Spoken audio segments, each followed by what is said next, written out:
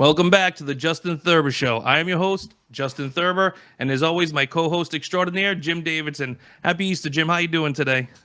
Doing good. Happy Easter. I'm wearing my favorite Easter attire here. It's a happy Easter with Joe Biden in a Christmas outfit, so it works on both Christmas and Easter.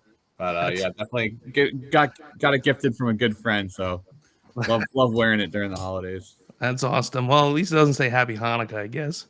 So, well, as we mentioned earlier, today is Easter, and I was sitting in church this morning, and I realized something I never thought about too much before. As we say, Happy Easter.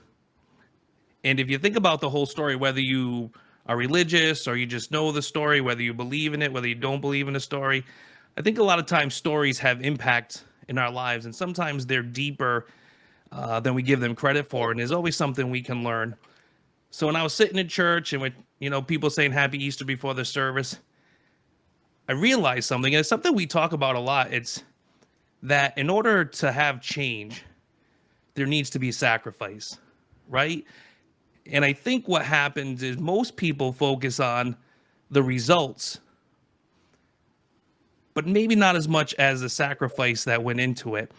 And I really want to bring this into the kind of like the political realm or your everyday life realm where we have people doing amazing things. We have parents sacrificing for their kids by going to work and doing the hard jobs. We have people getting into the political realm like Aaron Packard and like Maria Collins, who we've had on, making sacrifices, all with the hope of having a good outcome.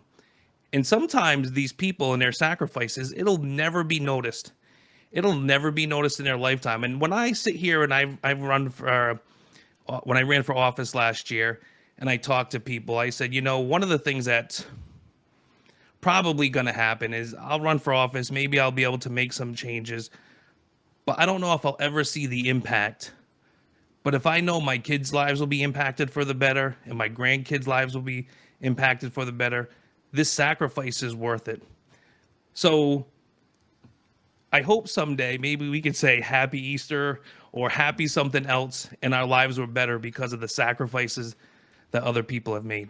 Completely agree. It's I think that is a message that gets that doesn't get out there enough. It's like there in society, we used to be a society that focused on the sacrifice. There, would be willing to give up in the short term in order to benefit in the long term. And I think one of the things that we've seen a shift in culture recently is more of a shift to the short term benefit, not necessarily the long term benefit. And it's something that we don't focus on. It's something that we don't talk enough about. Yeah, it was funny. I remember I saw some sort of proverb that was talking about, you plant a seed that you'll never take advantage of the shade. And when I would talk to people, one of my goals I told them was to be an example, was to do the right thing. And hopefully in the future, things will change, but I might never be able to see the results or the impact I had. And I think the reason why I do that a lot, I talk about that a lot, is because I think a lot of people, as you said, they want the instant gratification. They want to say, I sacrificed, my results immediate. And maybe it's indicative of our society where we have a lot of immediate gratification. I think what we have to do, though, is I think we have to sit there and realize sometimes the best things come to those who wait, and sometimes things are going to take a while, and sometimes we might never see the results, right? But hopefully at the end of the day, if we're trying to make a difference for the better of people and the betterment of society, that something will come of what we've done in our sacrifice. So, you and I also prior military, and I never hold what I did in my service in some high regard. I always held it as I just wanted to serve, and I knew a lot of people that either were injured severely, people that paid the ultimate sacrifice. And to me, those people I have the utmost respect for. And I think what I had to do in my career was honor their sacrifice, honor their commitment, and keep fighting for a better society, a better world. And, Maybe that's it. Maybe it's just living each day, setting an example, and getting involved where we can and sacrificing what we need to sacrifice in order to make sure future generations have a better life. Yeah, and I think that's a good point. Is the stories too that you see. Obviously, we talk about Easter and the sacrifice that Jesus made, and his story, and it's like that's I mean, you see that there's so many successful stories of people that have had to sacrifice, and one actually that hit home to me this past weekend was last night. Actually, they had the UFC in Miami, and Yeah. one of the kids I used to train with, Rob Font. So it's so funny. So we started training together probably like 2010 or 2011, and most people when they get into MMA, they have like a pretty strong background in like wrestling or boxing or something, and they get into it and they're successful. But like Rob he came to the gym as a pizza delivery guy. Like he knew nothing about martial arts. He knew like very little. He just saw it on TV one day and was like, oh, that's something cool that I wanted to do.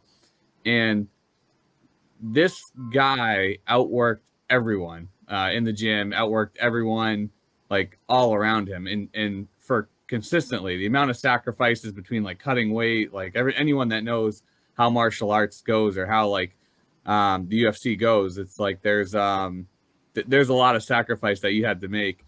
And this past yesterday, or this past weekend, he is one of the headline fights in the UFC. Wow. He's fighting with Donald Trump is literally ringside at his fight, and he is going against a guy that's one of the top ranked guys in the UFC, and he ends up knocking him out in the first round. And to me, I'm just like flashing back to when he first came to the gym, and like he just came in and just like very, very new to everything, and he just outworked. He made the biggest sacrifices, and he put in the hardest work. And his story was the greatest story out of anyone that I've really trained with. So it just goes to show you how much sacrifice can lead to those amazing stories.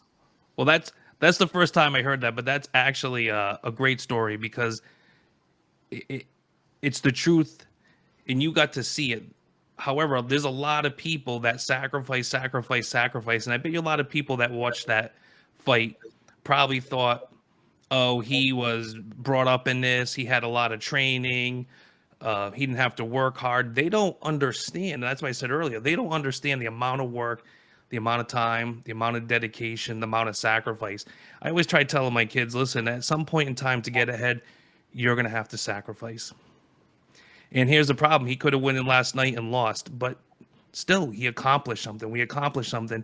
And I always want to bring this back to, people that listen and people that watch. I've had the pleasure in the last year, well, my whole life, but basically in the last year when getting into politics, of watching just average, everyday citizens that sit there, raise their hand to either get involved, to run for office, to support people that run for office, just to make a difference. It doesn't need to be a lot, but for them, it's a sacrifice, and everyone's sacrifice is different. We all come from different social, economic backgrounds, and what we have to offer is different. But just offering what you can sometimes is a sacrifice, and we have to we have to be thankful for people that actually are willing to do that. And I remember when I was out with standouts or fundraisers, talking to people there that were there for me, I used to tell them, I said, there's no way I can thank you.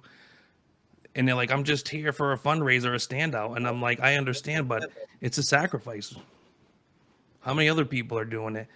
So hopefully, as a society, we understand that you have to work hard to get ahead. There'll be a sacrifice, and we're better off when we put other things first, and we have a goal and objective, and we march towards it, and we just try to make this world a better place. So, but now we move from sacrifices and Easter and really good things to